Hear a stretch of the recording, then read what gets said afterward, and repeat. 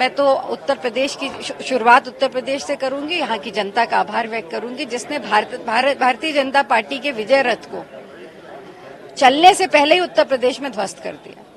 आज जिस तरह से स्टंप हुई है भारतीय जनता पार्टी, उसमें उत्तर प्रदेश की सजग जनता का बहुत बड़ा योगदान था। उसके साथ साथ जो गठबंधन की स्ट्रैटेजी थी, हमारे राष्ट्रीय अध्यक्ष खड़गे जी, आदरणीय राहुल जी, प्रियंका जी, सोनिया जी और उसके साथ साथ गठबंधन के जो हमारे साथी थे अखिलेश यादव जी, इन लोगों ने मिल करके जिस तरह से पूरी इस चुनाव की स्ट्रैटेजी बनाई, लड़े, तो वो कहीं ना कहीं उत्तर प्रदेश की जनता को, जो हमारे मुद्दे थे, उन सारे मुद्दों को लेके जो हम जमीन पे उतरे थे, तो उन जनता ने हम पे भरोसा किया, विश्वास किया और उसी का परिणाम है आज ये जीत उत्तर प्रदेश की जनता के नाम। एनडीए के दलों को लेके क्या कुछ जल्दी शपथ भी लेने वाले हैं?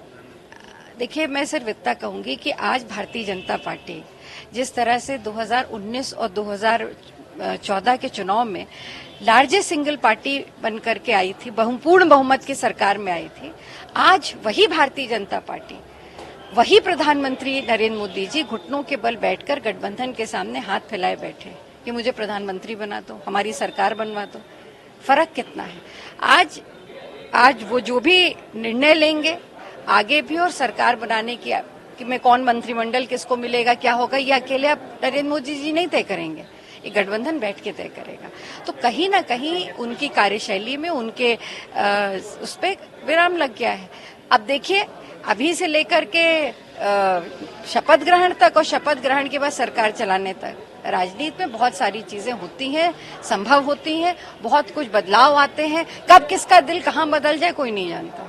कांग्रेस धन्यवाद यात्रा चलाने वाली है विधानसभा क्षेत्र में, क्या कुछ रहेगा? देखिए, उत्तर प्रदेश की सजग जनता ने, जिसको राहुल जी ने भी कहा कि यहाँ की जनता ने एक बहुत ही राजनीतिक निर्णय लिया और जिस तरह के परिणाम आए वो सराहनीय है। तो उत्तर प्रदेश में सारे 80 पार्लियामेंट कॉन्स्टिट्यूंसीज में पांचों विधानसभा, हर पार्लियामेंट कॉन्स्टिट्यूंसी में 5 विधानसभा, उनमें धन्यवाद यात्रा 11 तारीख से 15 तारीख तक होगी, जहां पे जनता को उनको धन्यवाद के साथ साथ जो विश्वास उन्होंने राहुल जी पे या हमारे मैनिफेस्टो पर या कांग्रेस पार्टी पे या गठबंधन पर दिया है, उसके लिए हम उन्हें आभार भी व्यक्त करेंगे और साथ साथ उनको ये विश्वास दिलाएंगे कि ये जो भी वायदे हमने किए थे, वो हमारे इश्यूज, वो मुद्दे हमारे साथ हैं और आगे भी रहेंगे, उनको हम आगे लेकर के चलेंगे। मैम, बीजेपी का कहना है कि विपक्ष ने अफवाह फैलाई कि भाजपा अगर आई तो आरक्षण खत्म कर देगी और संविधान खत्म कर देगी।